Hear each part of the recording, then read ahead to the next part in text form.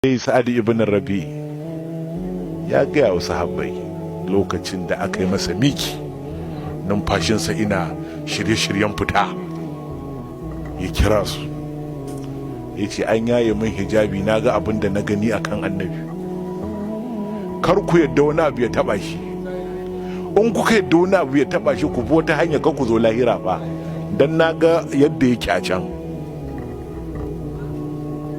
Kar ku yadda. Malam annabi ba wasa bane.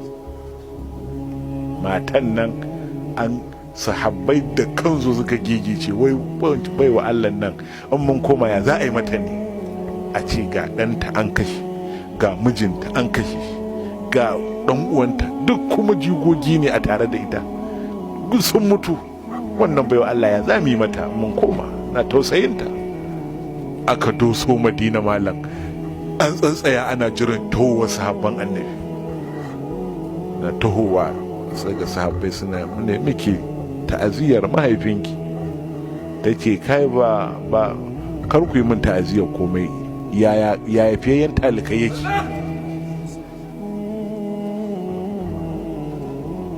To ai ban da shi ma har da dan uwanki, tace ku bar wannan zance, ina shugabanmu.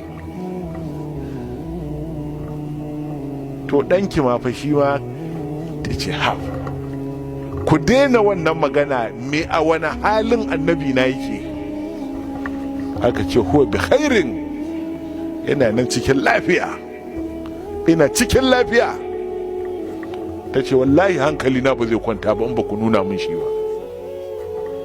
Malam tun da ta aka ce to saurara ga shi nan zai ƙara so yanzu, ina tuhowa da ta hango shi ta tashi, kullu musibatin ba a daka jalalu ya rasulallah, shi duk masifa in ta wuce kanka to ba musiba ba ce.